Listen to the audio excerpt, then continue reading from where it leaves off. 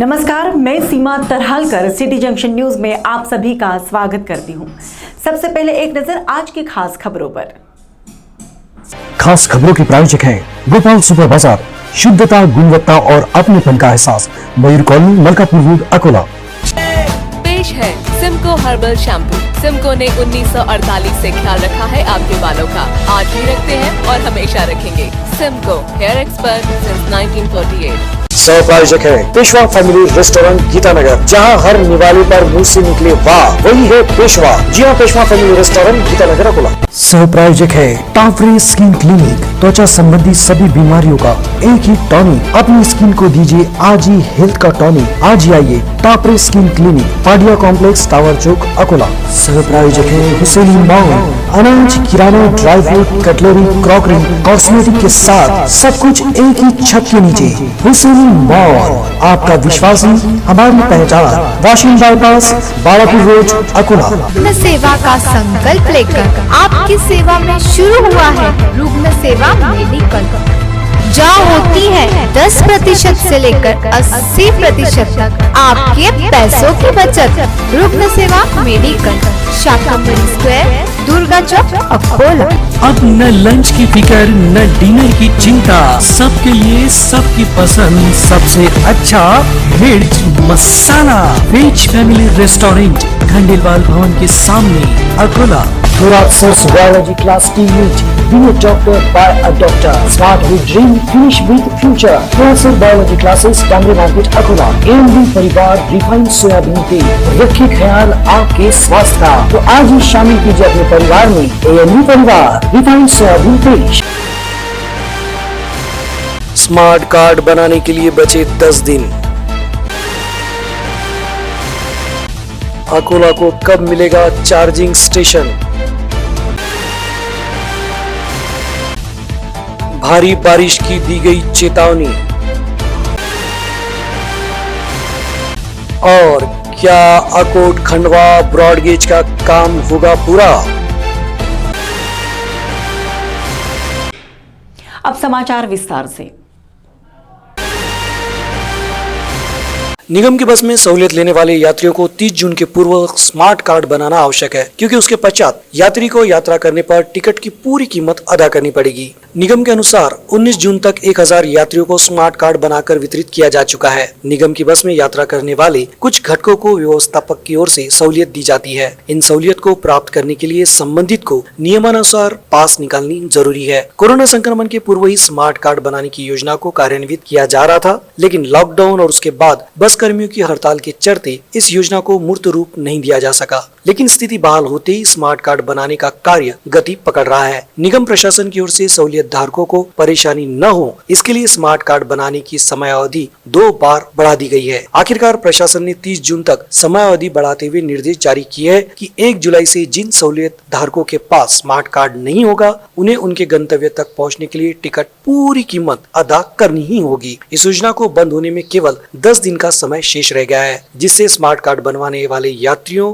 को यात्री कार्यालय में जाना जरूरी है और कार्ड बनाना जरूरी है। डिपो क्रमांक 2 के सहायक यातायात अधिकारी पिसोड़े के अनुसार 30 मई तक 900 यात्रियों को स्मार्ट कार्ड बनाकर जारी किया जा चुका है।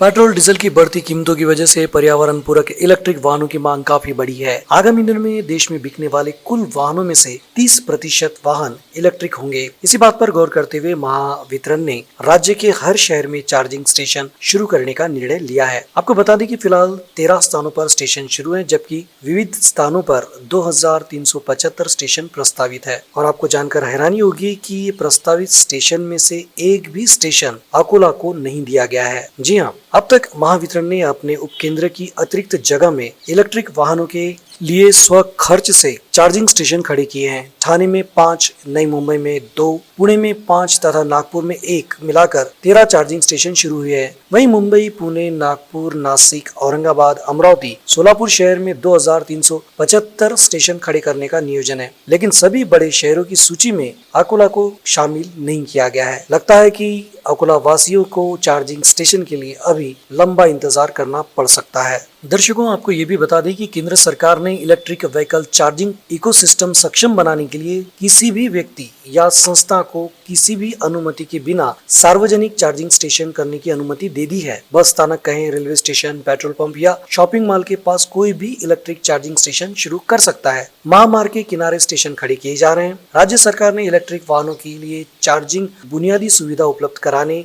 महाराष्ट्र राज्य विद्युत वितरण कंपनी को नोडल एजेंसी नियुक्त किया है। जिन्हें चार्जिंग स्टेशन खड़ा करना है उन्हें प्राथमिकता से कनेक्शन दिया जा रहा है और राज्य सरकार ने वित्तीय प्रोत्साहन भी घोषित किया है। तो अगर आप इंटरेस्टेड हैं तो आप भी स्टेशन शुरू कर सकते हैं।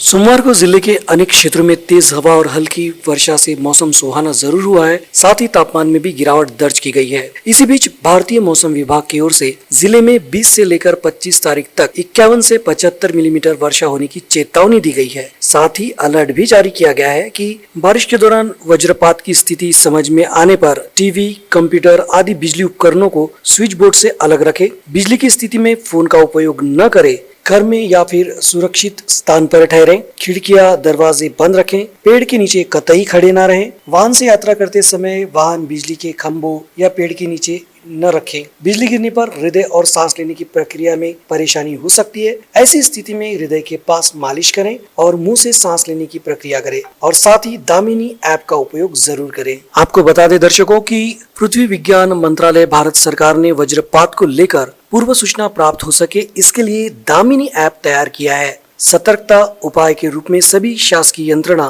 तहसील स्तरीय अधिकारी, कर्मचारी, क्षेत्रीय अधिकारी, ग्राम स्तर के सरपंच, पुलिस पटेल, तलाठी, ग्राम सेवक, कृषि सेवक, कोतवाल, आशा सेविकाएं, आंगनवाड़ी सेविकाएं, आरोग्य सेवक, साथ ही ग्राम पंचायत डाटा एंट्री ऑपरेटर और गांव के सामान्य नागरिक दामिनी ऐप जरूर डाउनलोड करें। ये गूगल प्ले स्टोर पर उपलब्ध है। इस ऐप के चलते बिजली गिरने से 15 मिनट पहले बिजली गिरने की स्थिति और स्थल बताया जाता है, जिस वजह से दामिनी ऐप के माध्यम से प्राप्त सूचना का उपयोग अपने परिसर के नागरिकों को सतर्क होने की सूचना देने के लिए आप कर सकते हैं। साथ ही नदी, तालाब, बांध में तैरने के लिए न जाए, इस तरह का आह्वान जिला प्रशासन की ओर से किया गया है।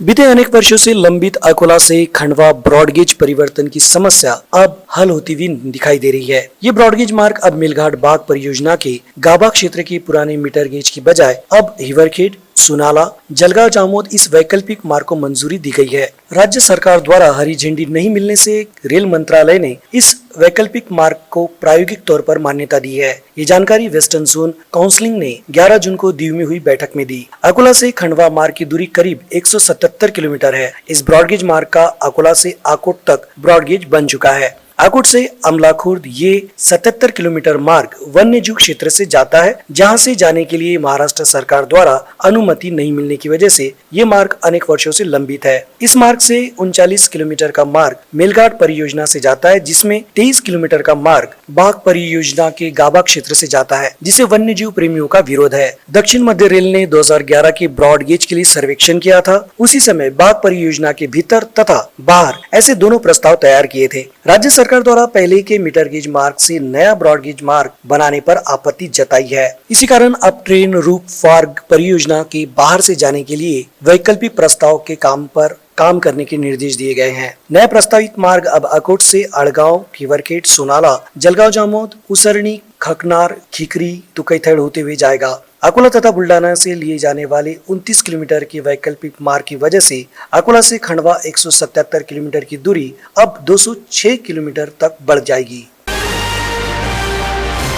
अकोला महानगर पालिका पदाधिकारी और पार्षदों का कार्यकाल 8 मार्च 2022 को खत्म हुआ। उसके चंद दिनों बाद ही पदाधिकारियों के कार्यालय को ताले लगा दिए गए, किंतु समय पर चुनाव न होने से लगातार 3 महीनों से पदाधिकारियों के कार्यालय बंद ही पड़े हैं। चुनाव में और कितनी देर लगेगी ये कहा नहीं जा सकता। इसी कारण लगभग 6 माह तक कार्यालयों का बंद रहना लगभग तय हो गया है। इस दौरान साफ सफाई की ओर अनदेखी किए जाने से कार्यालय धूल खा रहे हैं। मनपा पदाधिकारियों का कार्यकाल खत्म होने के बाद महापौर, उप महापौर तथा नगर सचिव के कार्यालय को ताले लगाए गए। स्थायी समिति सभापति का कार्यालय भी बंद है। विपक्ष नेता के कार्यालय का दिव्यांग कक्ष के तौर पर इस्तेमाल हो रहा है। महापौर और उप महापौर के कार्यालय जिस इमारत में है वहाँ 3 माह से ढंग से साफ सफाई तक नहीं की गई है। भीतर कुर्सियां, टेबल, कंप्यूटर और फर्नीचर धूल खा रहे हैं। धूल की वजह से भीतर की सामग्री खराब होना लगभग तय है। वैसे जब भी नए महापौर उप महापौर आते हैं, वे अपनी सुविधा के लिए लाखों रुपए पानी की तरह खर्च कर नया फर्नीचर, कुर्सियां खरीदते ही रहते हैं। इस बार शायद सब कुछ नया ही खरीदना पड़ सकता है, क्योंकि ये कार्यालय कब खुलेंगे ये तो कहा नहीं जा सकता।